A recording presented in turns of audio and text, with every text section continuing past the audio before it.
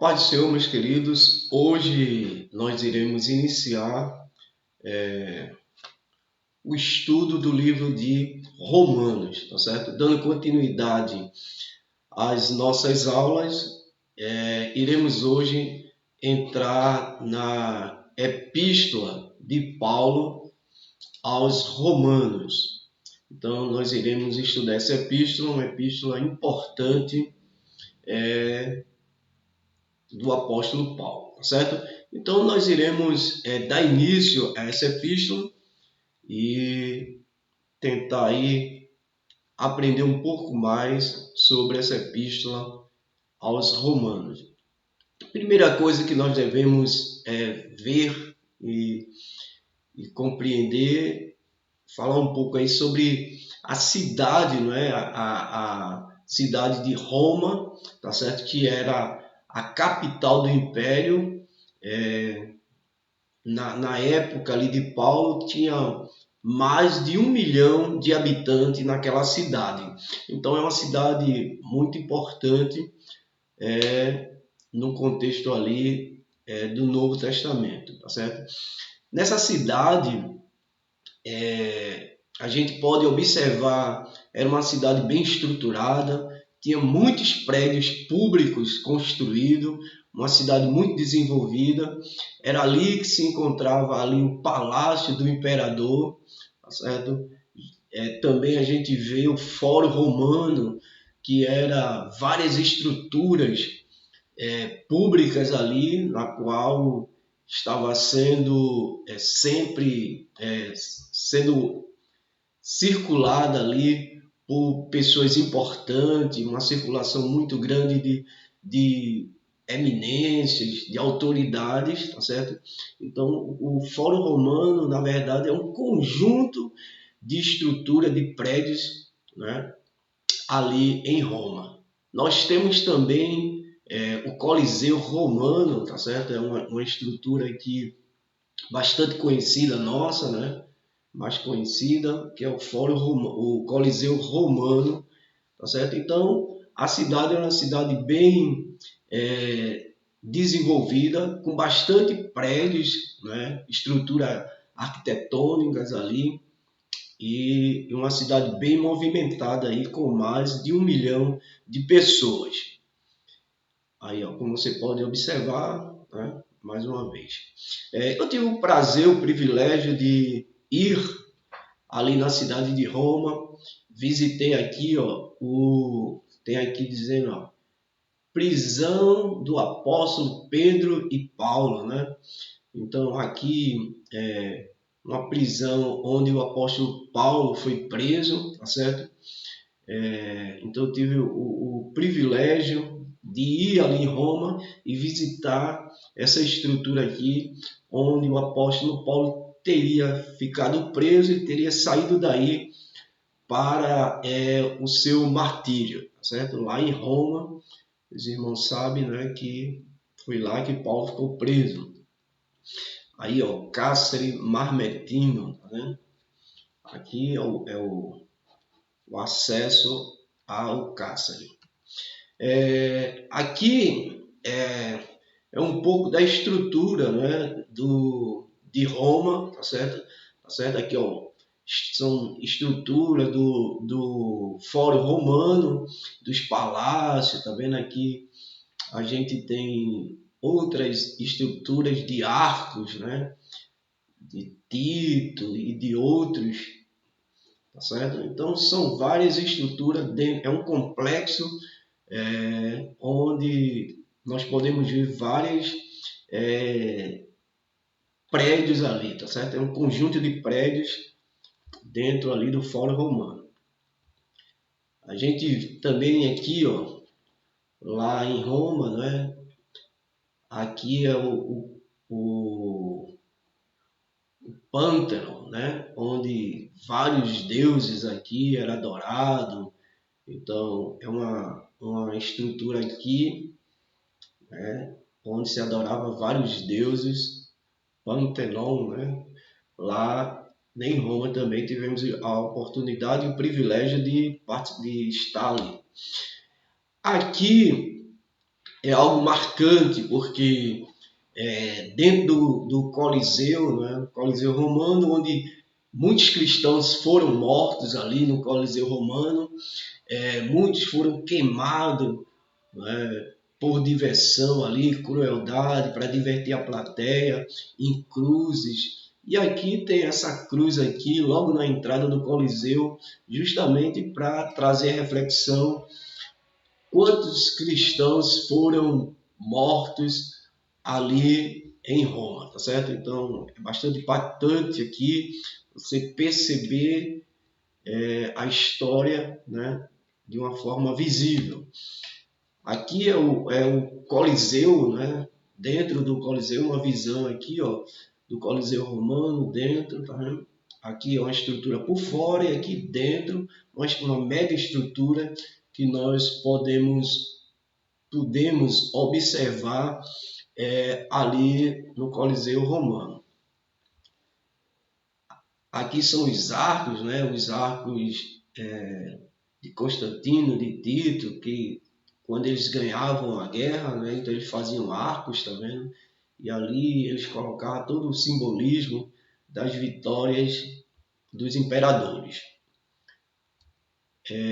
Então pronto, é isso. Vamos entrar agora na epístola, tá certo? Na epístola aos Romanos, aí como a gente já mencionou. Primeiro, a gente vai falar um pouquinho sobre a autoria dessa carta aos Romanos. Então, sobre essa questão da autoria, a gente pode observar aí que não existe nenhuma contradição em relação à autoria sendo de Paulo, tá certo? Não existe nenhum questionamento assim em relação a essa questão, como sendo Paulo o autor da epístola.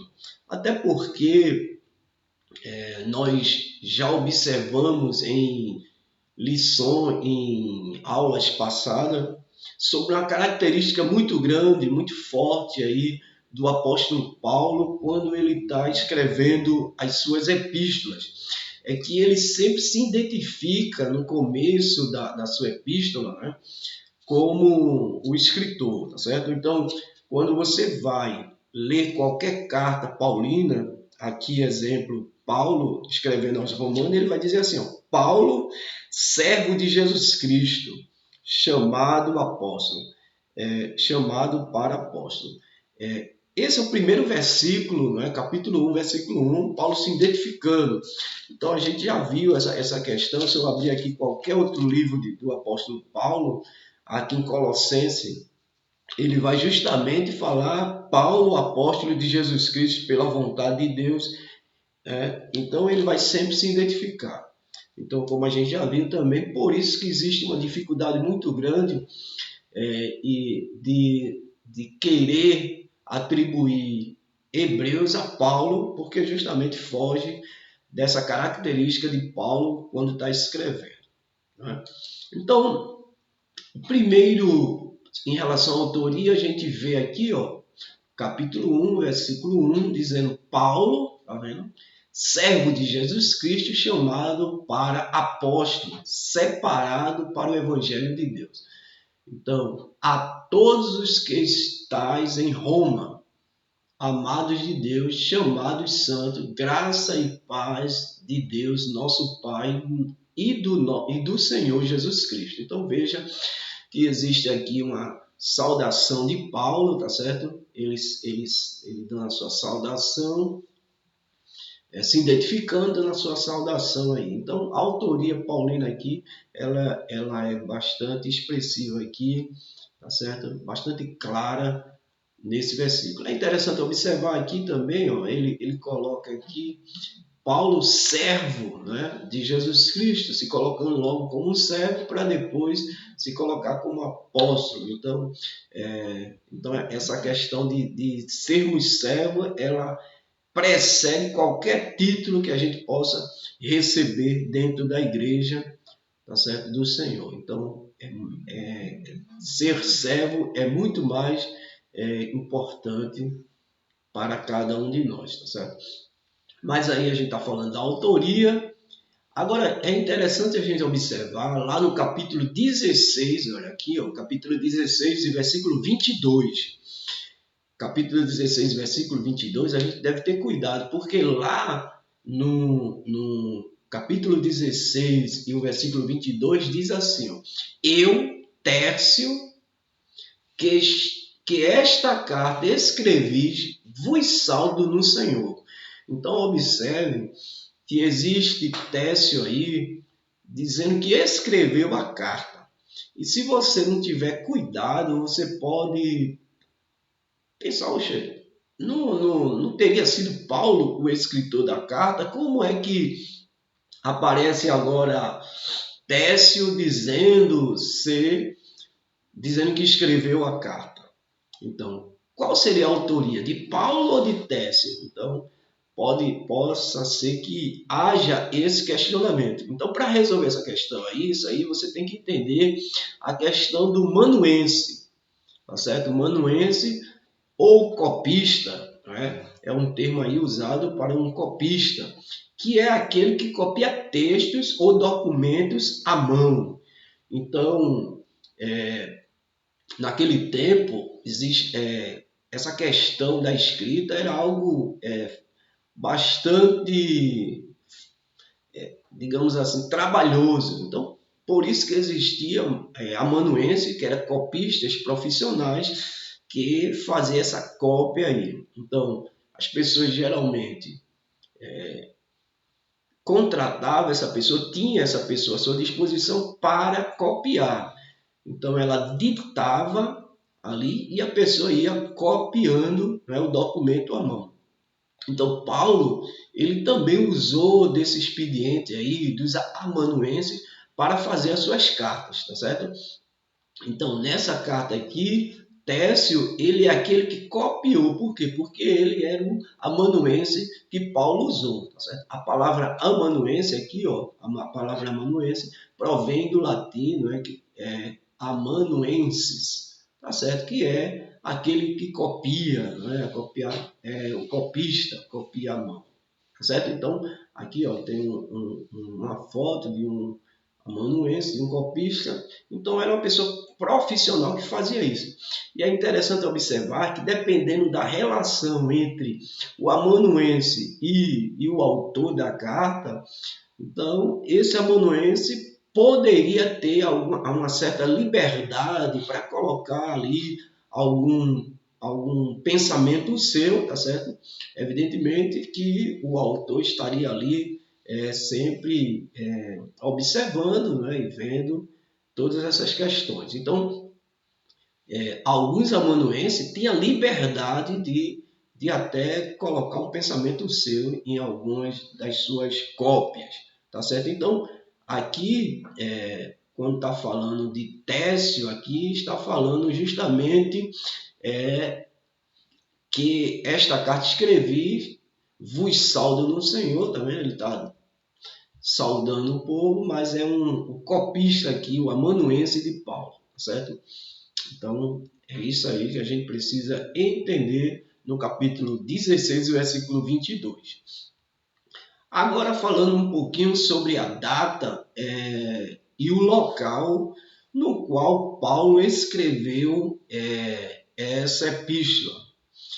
Lá em capítulo 16, versículo 1, né, existe uma pista de onde Paulo teria escrito essa carta. Não existe um consenso muito grande aí em relação de onde Paulo teria escrito, mas o entendimento maior que está aqui em Romanos 16:1, que diz assim: recomendo-vos, pois, Febe, nossa irmã, a qual serve na igreja, que está em Secreia. Então ele está ali, né? Febe aqui, ó, Febe é a portadora da carta, é aquela que está levando a carta, que vai levar a carta para Paulo, né? Então é aquela que está portando, a portadora da carta, que vai levar a carta ali para a igreja dos romanos, tá certo? Então, Então, Febe, ó, então Paulo está recomendando ela, nossa irmã, a qual serve, né, na igreja que está em Secreia. Então, quando a gente vai ver aqui nas viagens missionárias de Paulo, e a gente vai ver aqui, ó, Secreia, tá aqui, ó, tá vendo? Sencreia. E é justamente onde? Em Coríntios, tá certo? Então, por isso que existe o entendimento que Paulo tenha escrito aqui a sua carta justamente lá de Coríntios, tá certo? De Coríntios, Paulo tem escrito a sua carta. No ano aí 56, 55, 56, né, 57 até, depois de Cristo. Então é isso aí, né, que se entende em relação a essa carta, tá certo? No final, justamente aqui, da sua terceira viagem missionária, então Paulo teria escrito essa carta aí, tá certo? Então, de onde a data que ele escreveu é 56 depois de Cristo, né? E o local, e aí entende-se que seja de Corinto, ok? Ainda temos aqui, falar um pouquinho aqui sobre o impacto, né, dessa epístola, que é o maior tratado teológico que nós temos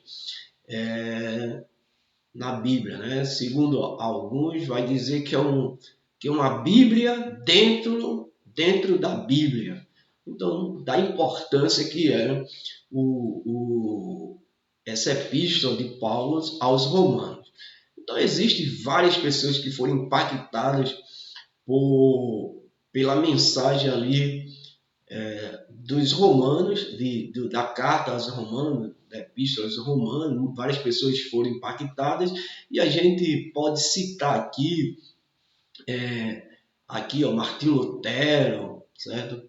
Que foi impactado pela questão, a salvação é pela graça em Cristo Jesus. Temos aqui ó, Agostinho de Hipona, que também foi impactado, tá certo? Pela epístola, né, de Romanos. Aqui temos John Wesley também, um grande pregador que foi impactado. Então são pessoas, né, que foram impactadas ao ler essa epístola de Paulo aos Romanos. Então é uma epístola muito importante, tá certo? Porque ela vai tratar de assuntos pertinentes à nossa fé e ao nosso comportamento.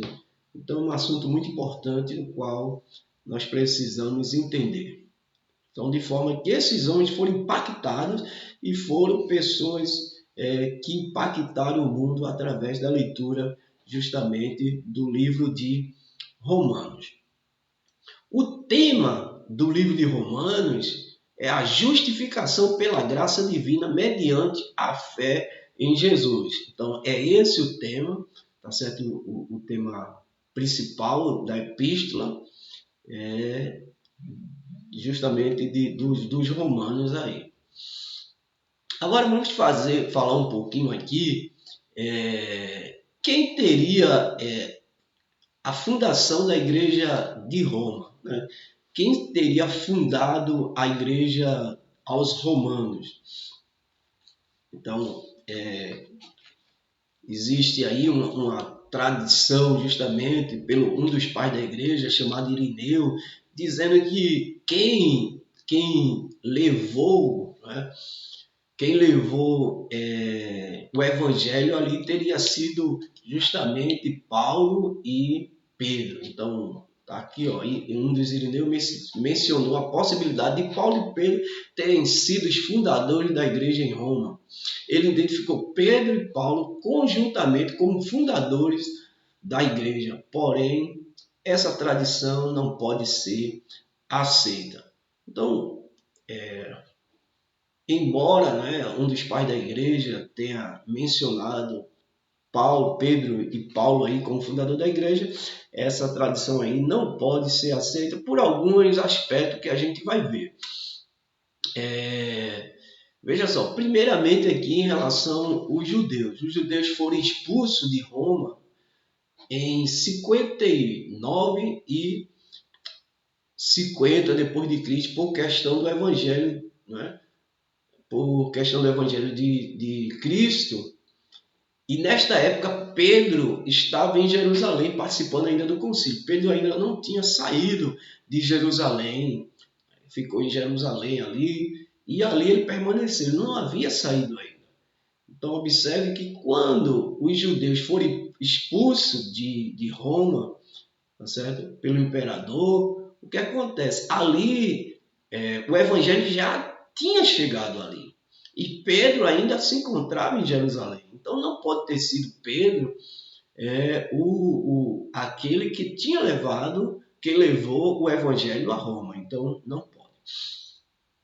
Uma outra questão quando Paulo está escrevendo, né, ele escreve todo o livro de Romanos ali, e ele não faz nenhuma referência ao apóstolo Pedro.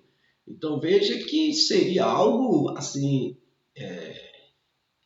antiético, diríamos, você escrever uma carta para uma igreja e não mencionar o pastor da igreja, ainda mais quando esse pastor era o apóstolo Pedro. Então é algo que não tem sustentação. Então Paulo jamais iria fazer isso, tá certo? Então, por que ele não mencionou Pedro? Porque justamente Pedro não era o fundador daquela igreja. Outro porém ainda, lá em Romanos capítulo 1 e versículo 10, vai dizer o seguinte, que Paulo era estranho àquela igreja. Então, Paulo não conhecia, certo? Veja aqui Romanos 1 e 10 e o 13, né?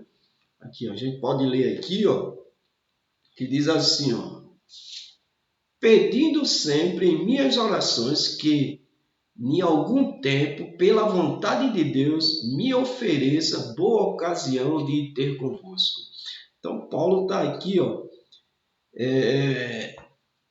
falando, né, o desejo de ir lá. E no 13 ele diz assim, não quero, porém, irmãos, que ignoreis que muitas vezes propus ir ter convosco, mas até agora tenho sido impedido, para também ter entre vós algum fruto, como também entre os demais gentios. Então, Paulo aqui está mostrando o seu desejo de ir ali em Jerusalém ou em Roma, tá certo? E ele não conhecia ainda não conhecia ainda os irmãos ali. Então, como é que ele poderia ser o fundador daquela igreja? Não poderia, né? Ainda 15, 22, ele vai dizer assim, porque assim como todos morrem em Adão, assim também todos serão vivificados em Cristo. Eu acho que o texto é outro, mas vai falar justamente sobre essa questão de Paulo não conhecer, né, os irmãos ali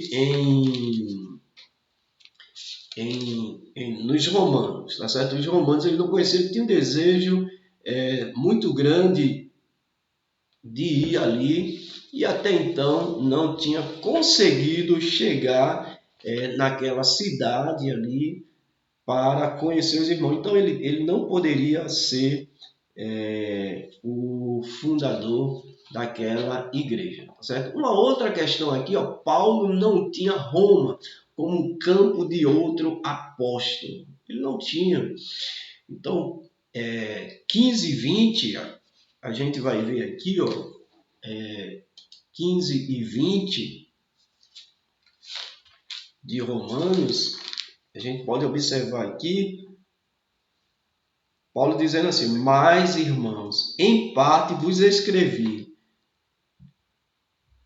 15 e 20, desculpa. 15 e 20 diz assim, E desta maneira me esforcei por anunciar o Evangelho, não onde Cristo houvera sido nomeado, para não edificar sobre fundamentos alheios. Então veja Paulo aqui falando, né, que o desejo aqui, Paulo falando aqui que jamais iria pregar o evangelho, ele não tinha esse costume de pregar o evangelho onde já havia sido pregado o evangelho.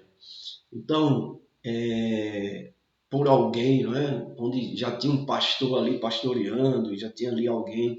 Então, Paulo não tinha esse costume. Então, Paulo está... Se Pedro fosse o fundador da igreja, Paulo não estaria ali escrevendo uma carta para exortação, jamais Paulo ia fazer isso conforme ele mesmo tem falado aqui, tá certo? Então Paulo não tinha Roma como campo de outro apóstolo, então logo Pedro não era, evidentemente, não foi Pedro que fundou aquela igreja, nem Paulo, porque Paulo era desconhecido. Aqui o capítulo 15 e o versículo 22, né? É o 15, 22 mesmo aqui, que diz: pelo que também muitas vezes tenho sido impedido de ir ter convosco, tá certo? Então veja que Paulo aqui muitas vezes tentou ir, mas foi impedido de chegar ali em Roma. Então essa igreja não foi fundada nem por Pedro nem por Paulo. E aí, quem teria sido o fundador dessa igreja? A gente vai ver essa resposta em Atos, tá certo?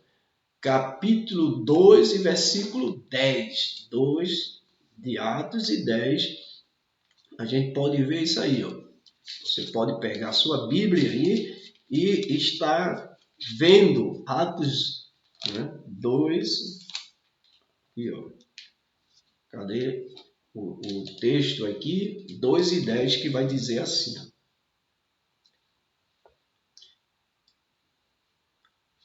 e Frígia e Panfilha, Egito e parte da Líbia, junto a Cirene, e forasteiros romanos, tanto judeu quanto prosélito.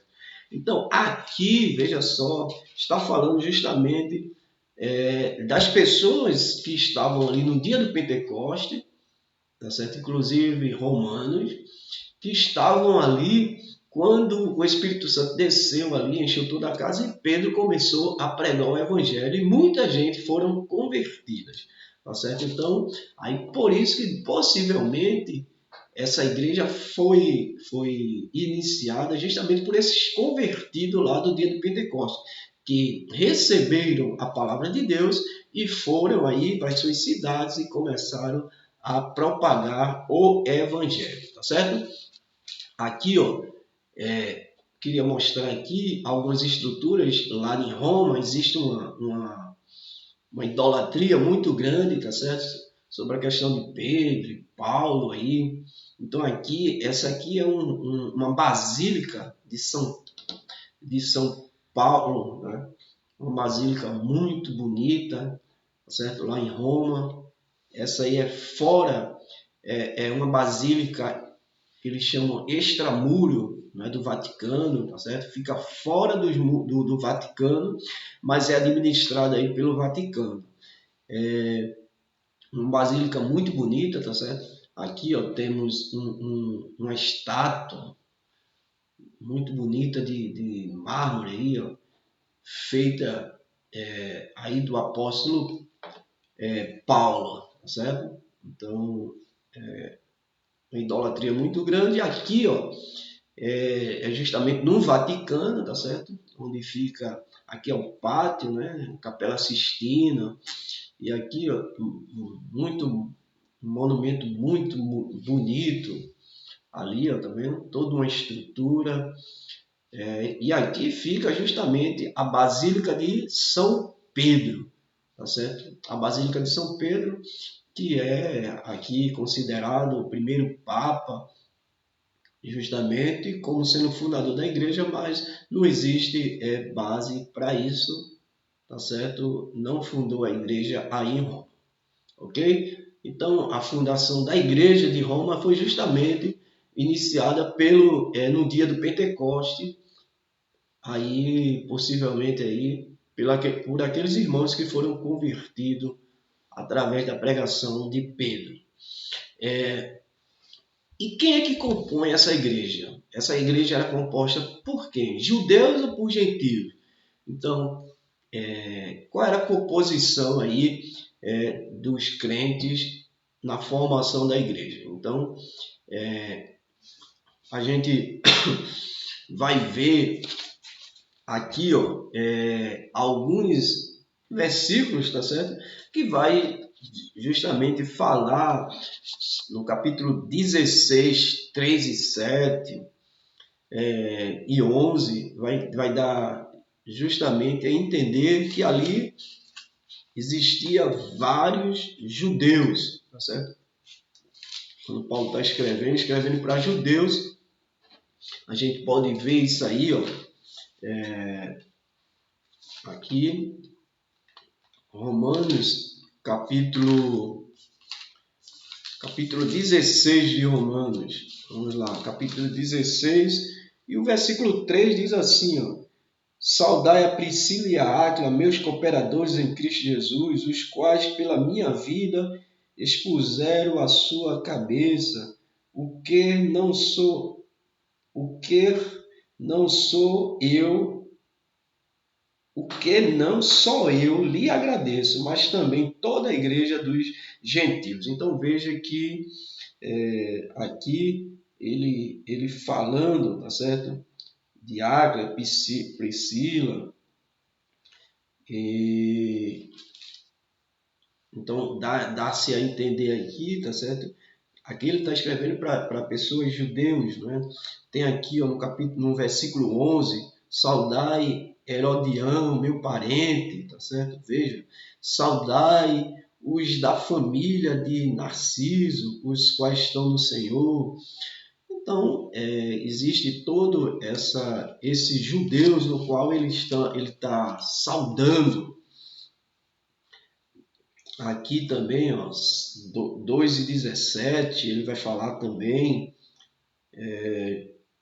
eis que tu que tens por sobrenome judeu e reposas na lei e te glorias em Deus. Então, existem várias passagens aqui que dá a entender que Paulo está escrevendo para um público judeu. Mas também, se a gente for observar outros textos, a gente pode perceber também Paulo escrevendo para não-judeus, tá certo? Aí, 1 e 5 vai dizer, pelo qual recebemos a graça e o apostolado para a obediência da fé entre todas as gentes, pelo seu nome. Né? Paulo falando, entre as quais sois também vós chamados para ser de Jesus Cristo. Então, Paulo aqui falando para o público não judeu, tá certo? É um público gentil. Então, logo entendemos que a igreja ali era uma igreja mista, formada tanto de judeus como de gentios, tá certo? Era uma igreja mista, formada tanto de judeus como de gentios, pessoas que se converteram e ali estava propagando o evangelho, e a igreja foi formada justamente dessa mistura entre judeus e gentios convertidos. Ok? Uma outra coisa é sobre o objetivo pelo qual Paulo teria escrito o livro, aí, a epístola aos Romanos.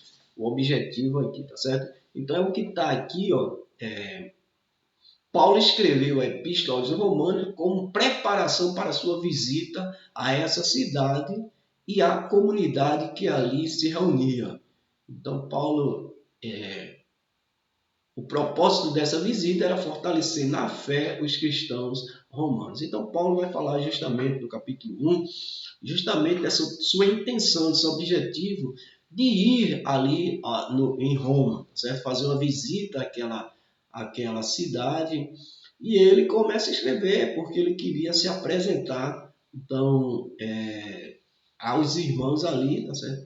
E também fortalecer os irmãos na fé, escrever sobre questões da fé, além de obter a ajuda financeira deles para sua projetada missão à Espanha, depois de ter visitado Roma. Então, um outro objetivo aqui era que Paulo desejava ir fazer evangelismo lá na Espanha, e ele vê Roma como um ponto estratégico ali. Era uma igreja que tinha condições, então ele vê aquela igreja ali e tenta sensibilizar os irmãos para lhe ajudar justamente nessa questão aí de evangelizar, de fazer missões lá em Roma, tá certo? Então Paulo vai justamente com esses objetivos aí escrever a Epístola aos Romanos. E aí a gente pode ver um resumo até aqui falando o seguinte, ó, que os romanos, né, a Epístola aos Romanos, quando Paulo escreveu a carta a Roma aqui, essa epístola é o maior tratado teológico de Paulo, tá certo? É o maior tratado teológico. Então aqui ele vai tratar sobre questões da fé de uma forma geral. Então é considerado o maior tratado teológico. Alguns vão considerar o livro mais importante aí da Bíblia, tá certo? Da Bíblia em relação à questão doutrinária aí. De onde ele escreveu, a gente já viu, lá de Coríntios, tá certo? Da terceira viagem missionária, quando ele passou ali 3 meses, e a portadora dessa carta aqui, quem levou a carta foi nossa irmã Febe, a cooperadora ali de Paulo, tá certo? O objetivo foi expor o evangelho,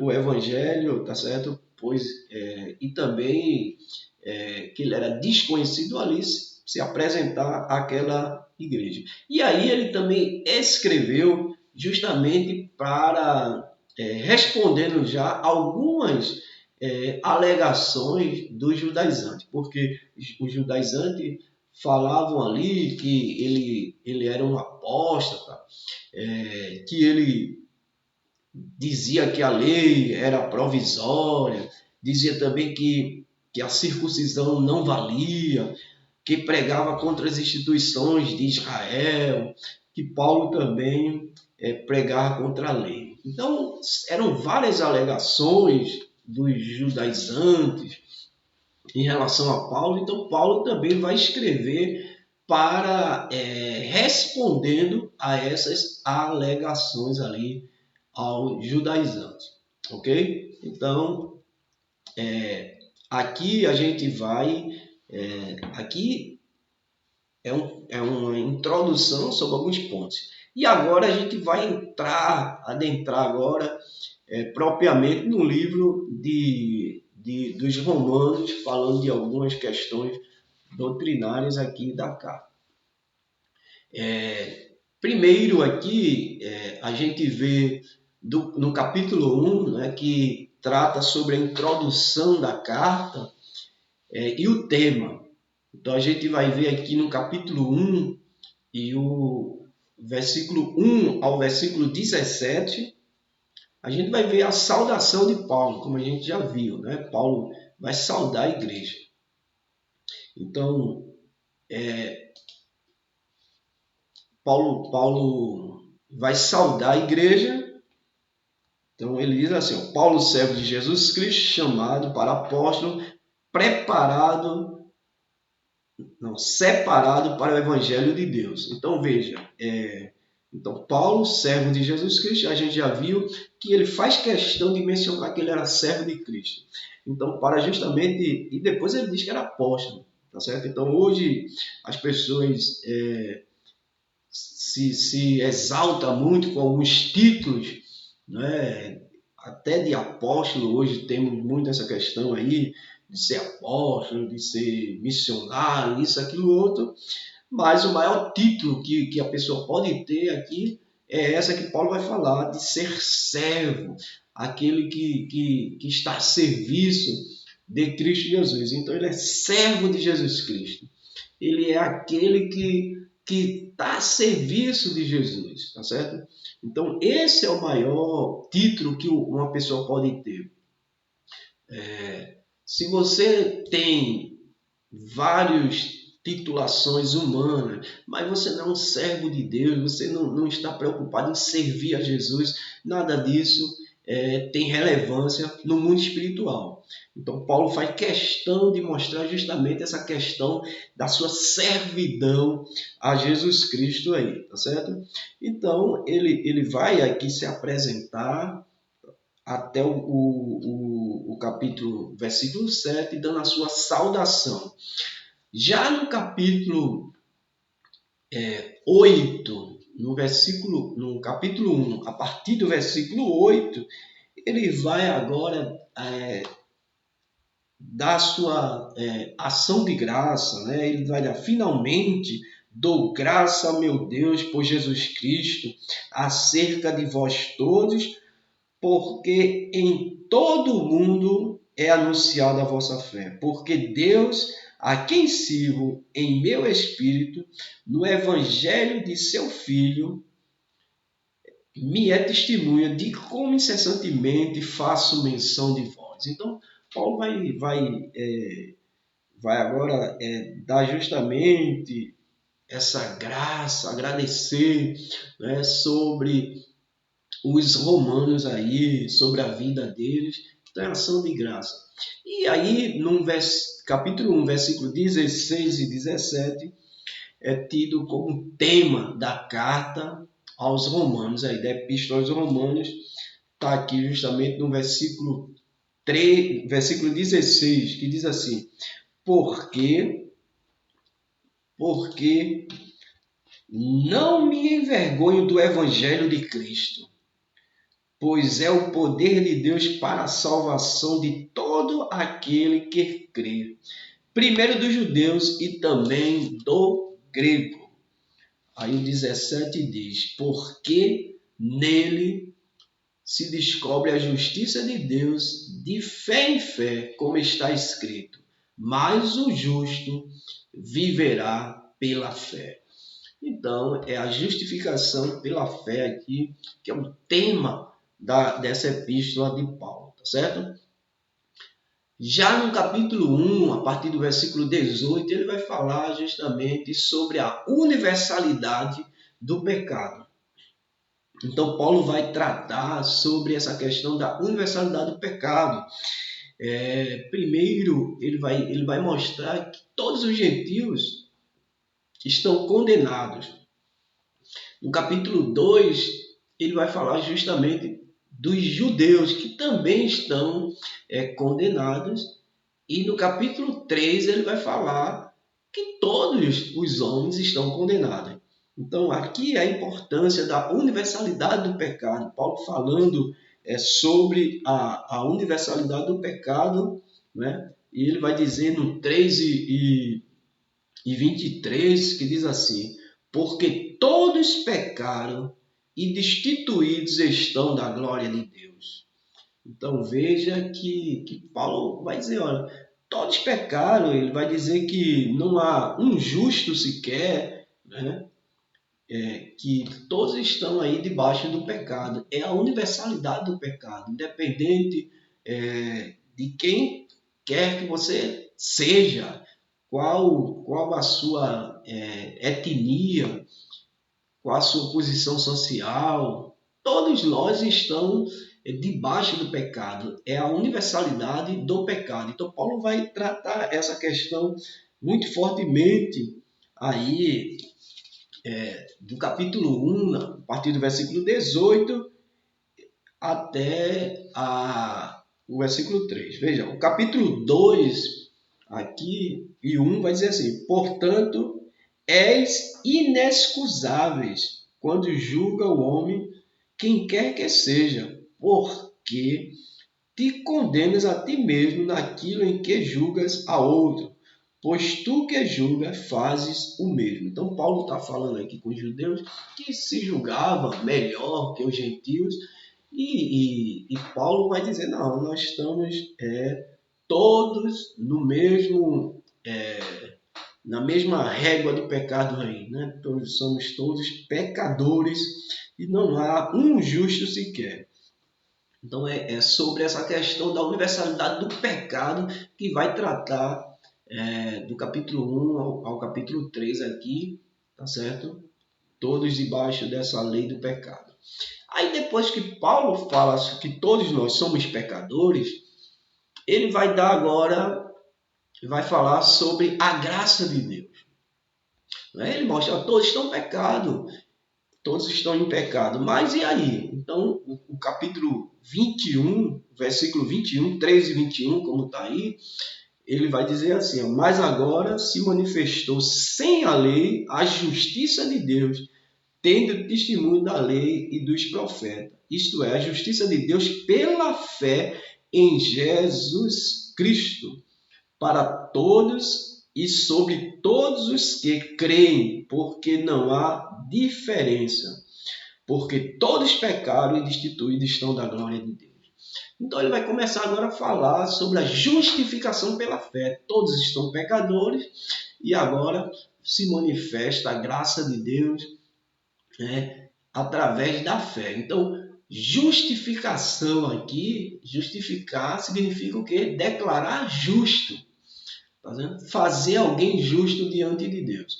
Então, essa justificação aí de fazer alguém justo diante de Deus é pela graça de Deus, ou seja, favor imerecido. Né? Nós não merecíamos, mas Deus, ele se ofereceu por cada um de nós, tá certo? É a graça de Deus, favor imerecido através da fé. Então, justificação é quando Deus declara justo todo aquele que recebe a Cristo, baseado na justiça de Cristo sendo debitada as contas. Então, a justificação aqui, tá certo? É baseado em quê? Na justiça de Cristo, não na nossa. Nós somos imperfeitos, incapazes de qualquer coisa. Então, aqui fala sobre a graça de Deus, certo? A justificação pela fé. Então, Paulo vai justamente falar sobre isso. Todos são pecadores, mas agora entra a graça de Deus, né? Então, Paulo vai dizer, onde está logo a jactância? É excluída. Por qual lei? Das obras? Não, mas pela lei da fé. Concluímos, pois, que o homem é justificado pela fé, sem as obras da lei. Aí ele vai dizer, se Deus é um só que justifica pela fé, a circuncisão é por meio da fé, a incircuncisão. Anulamos, pois, a lei pela fé? De maneira nenhuma. Antes, estabelecemos a lei. Então, Paulo vai falar aqui sobre a lei, a fé, né? E falando sobre a justificação através da fé. Justificação através da fé e através da graça aqui em Cristo Jesus, tá certo? Então, Paulo vai esclarecer essa questão aí da graça de Deus e da justificação. Ainda falando sobre a graça de Deus, a justificação pela fé, olha, vai dizer assim, somos justificados, declarados justos no momento da nossa salvação. Justificação não nos faz justo, mas declara nossa justiça. Nossa justiça vem do fato de colocarmos nossa fé no trabalho completo de Jesus Cristo. Então, a justificação é justamente a fé na obra redentora de Jesus Cristo, certo? Então, isso é justificar, ser declarado justo. Então, existe aqui, o termo dikalou, né? Dikalou, que é um termo grego usado para justificação, que é ser inocentado de todas as acusações, de todas as punições relacionadas com os seus pecados. Então, é um termo usado ali para justificação. É inocentado. Então, nós, quando aceitamos a Jesus pela fé, nós somos inocentados. Não por nossos méritos, mas pela graça de Deus, por aquilo que Jesus fez na cruz. Aí, ó, ainda sobre esse termo de calor aí, né, inocentado de todas as acusações, aqui, ó, a morte de Cristo é a base da justificação, tá certo? Então, é a base da justificação é a morte de Cristo. Não é nada que eu ou você possa fazer. E aqui ele vai dizer, ó, a fé é o meio de obter a justificação. Então, a gente é justificado através da fé em Cristo Jesus. No capítulo 6 ao capítulo 8, ele vai falar sobre santificação. Então, ele já falou que todos são pecadores, todos nós somos pecadores. Aí ele continua falando agora como o homem deve ser salvo, justificado através da fé em Cristo Jesus. Tá certo? E agora ele vai falar sobre a santificação. E ele vai dizer, a santificação o termo aqui, santificação, que é sinônimo de santidade, né? A palavra grega para ambos significa uma separação aí. Então, quando a gente diz que somos santos, nós estamos falando sobre separação de quê? Separação do pecado, tá certo? Em relação à santificação e a santidade, existe aí a santidade posicional e a santidade progressiva aí, tá certo? O que seria isso? A posicional é quando você aceita Jesus através da fé em Jesus Cristo, quando você aceita, você automaticamente é justificado e você se torna agora santo. Né? Santo é a santificação posicional. É o caso ali que a gente observa e muitos não compreendem do ladrão da cruz. Quando aquele malfeitor, a Bíblia é bem clara dizendo que ele era um malfeitor, e quando ele aceita Jesus e vai ali interpelar ali com Jesus, Jesus vai dizer assim, hoje mesmo estarás comigo no paraíso. Então, ele morreu e automaticamente ali ele foi para o paraíso ali. Por quê? Porque ele foi declarado santo. Essa é a santidade posicional, porque ele aceitou Jesus. A partir do momento que ele aceita Jesus, alguém aceita Jesus, se torna santo. Né? Então, sem a santificação, ninguém verá o Senhor. Então, ele se tornou santo. É a santificação posicional. É quando eu e você aceita Jesus, nós nos tornamos santos. Mas existe também aqui a questão da santificação, a santidade aqui no sentido de progressiva. Né? É a santificação progressiva, o processo de santificação. Então, quando você aceita Jesus, você se torna santo, mas você precisa estar agora buscando se santificar a cada dia. Né? Então, você é santo hoje, mas você precisa buscar santificação daqui a 1 hora, 2 horas, 3 horas. Sempre está buscando a santificação. Então, se chama a santificação progressiva. Por isso que é a necessidade de nós estarmos examinando a nossa vida, estarmos nos analisando para ver qual tem sido a nossa postura diante de Deus. Né? Às vezes nós vacilamos. É o caso daquelas, digamos, 10 virgens, 5 ali, quando todas elas eram, digamos assim, santas do ponto de vista posicional, mas 5 delas não conservaram a sua santificação no processo de progressivo aí do dia a dia e foram pegos de surpresa. Então, nós precisamos ter cuidado com isso e buscar sempre estarmos aí num processo de santificação com a nossa vida no dia a dia, tá certo? Então, é a santificação no processo de progressivo, hoje, amanhã e sempre. A santificação, aí vai dizer assim, ó, no versículo 13, em relação à santificação, que é esse texto aqui, ó. Romanos 6 e 13. Romanos 6 e 13 que diz assim: ó, nem tampouco apresenteis vossos membros ao pecado por instrumento de iniquidade, mas apresentai-vos a Deus como vivo dentre mortos, e os vossos membros a Deus como instrumento de justiça. Então ele está falando aqui de apresentar o nosso corpo. Aí ele bota, nem tampouco apresentei os vossos membros ao pecado por instrumento de iniquidade. Então há uma advertência aqui aos cristãos, aqueles que aceitaram Jesus pela fé, né? Então apresentar aqui, ó, tem esse termo aqui, ó, que é taristanet, né?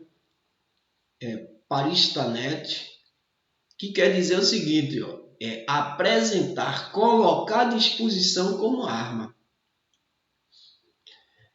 Então, tem muita gente apresentando seu corpo como arma para o pecado. Então, Paulo vai dizer, nem tampouco apresentei o vosso membro ao pecado.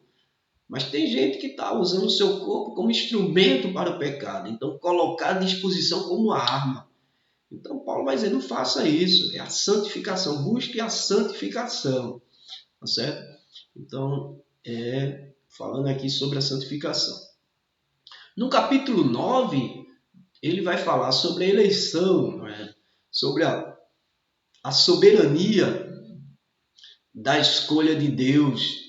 Certo? Então ele vai falar justamente sobre essa escolha aí, vai falar sobre o zelo e a obediência dos judeus e sobre o futuro de Israel. Então ele vai falar justamente sobre a soberania na escolha de Israel aí, na sua soberania nas escolhas, certo? E sobre o futuro que aquela nação de Israel foi, o futuro que há de acontecer com a nação de Israel, certo? Uma nação que foi escolhida, foi eleita, tá certo? Mas devido à sua desobediência, acabou, né, acontecendo coisas que não se esperava. E aí ele vai falar sobre o futuro de Israel, tá certo? Então, falando aqui sobre a eleição de um ponto, de uma forma geral. E a gente já tratou sobre essa questão. A eleição aqui não é do ponto de vista pessoal, mas do ponto de vista global aí, tá certo? Não é eleição do ponto de vista do indivíduo, mas da igreja em Cristo Jesus. E aí ele vai falar no capítulo 12 sobre algumas exortações e a unidade da igreja. Então, no capítulo 12, versículo do 1 ao 22, é interessante, porque existem várias exortações aí para a igreja, e ele vai dizer, ó, rogo-vos, pois, irmãos, pela compaixão de Deus, que apresentei os vossos corpos em sacrifício vivo, santo e agradável a Deus, que é o vosso culto racional. E não vos conformeis com este mundo, mas transformai pela renovação do vosso entendimento, para que experimenteis qual seja a boa, agradável e perfeita vontade de Deus. Então aqui Paulo vai exortar a igreja. E ele vai falar aqui sobre essa unidade, né, tá certo? Do que deve existir na igreja. Aí ele vai dizer, ó, porque pela graça que me é dada, digo a cada um dentre vós que não saibam mais do que convém saber, mas que saibam com temperança, conforme a medida da fé que Deus repartiu a cada um. Porque assim como em um corpo temos muitos membros, e nem todos os membros têm a mesma operação, assim nós, que somos muitos, somos um só corpo em Cristo, mas individualmente somos membros um dos outros. De modo que, tendo diferentes dons segundo a graça que nos é dada, se é profecia, seja ela segundo a medida da fé. Se é ministrar, seja em ministrar. Se é ensinar, haja dedicação ao ensino. Ou o que exorta, use o dom em exortar. O que reparte, faça com liberalidade. O que preside, com cuidado. O que exercita misericórdia, com alegria. Então, o que é que Paulo está falando aqui? Está dizendo que nós somos um corpo, né? A igreja do Senhor aqui é um corpo, eu e você, ó, cada um aqui. Então, não existe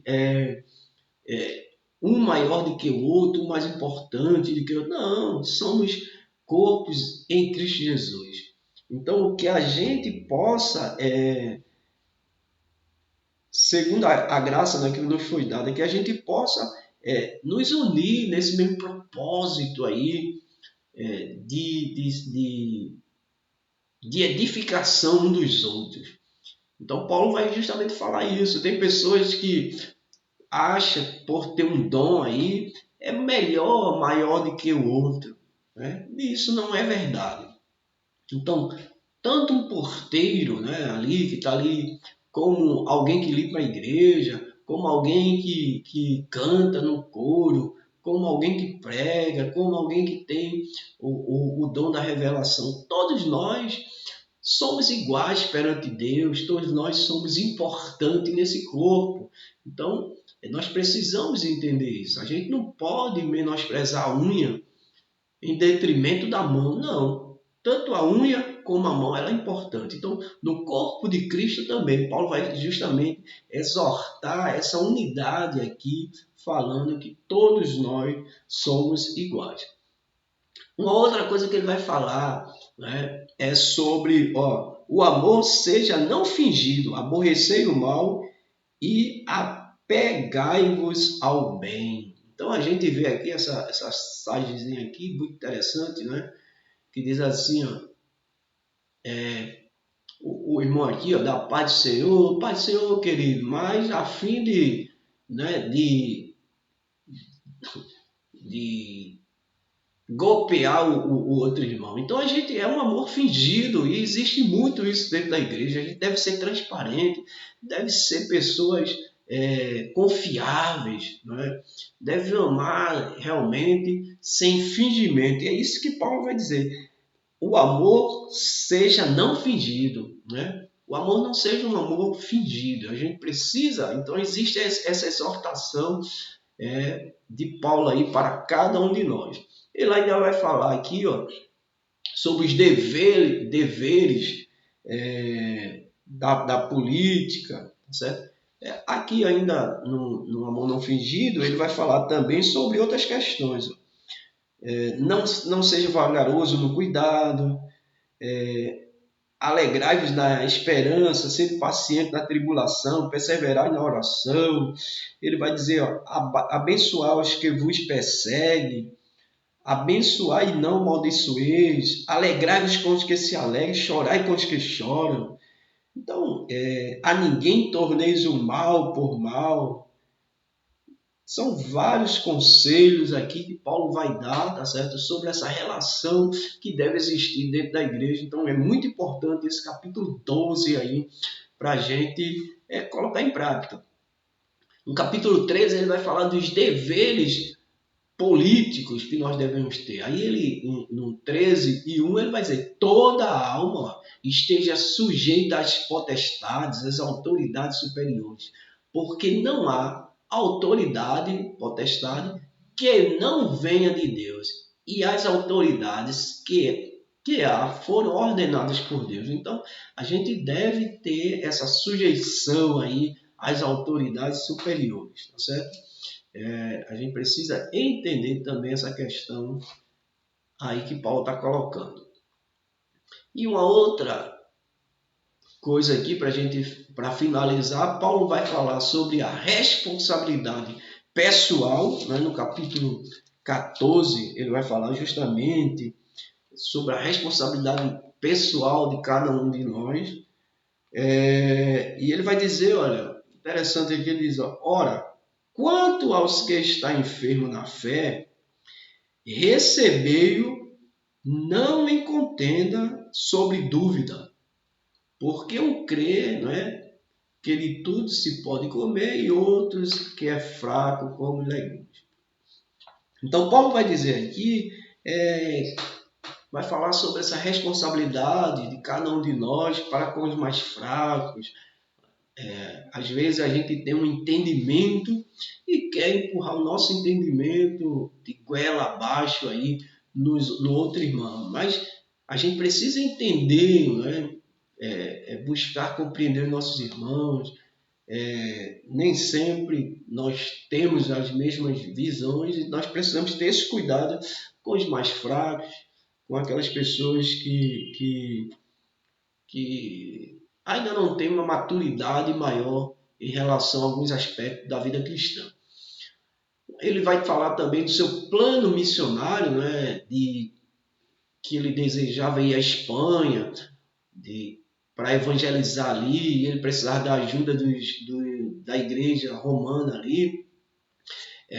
Ele também vai falar ali do seu plano de ajudar a igreja de Jerusalém, que estava empobrecida devido à fome que houve ali na região, e ele estava arrecadando alimentos, donativos, para levar aquela igreja empobrecida ali de Jerusalém. E depois ele finaliza, né, com as suas palavras finais aí no livro. Então ele acaba: ao único Deus sábio seja dado glória por Jesus Cristo para todos sempre. Amém. Então é isso aí que nós aprendemos, né, na Epístola aos Romanos, tá certo? Que Deus abençoe os irmãos, que vocês possam estudar aí. Qualquer coisa, nós estamos à disposição de cada um de vocês. Que Deus abençoe em nome de Jesus.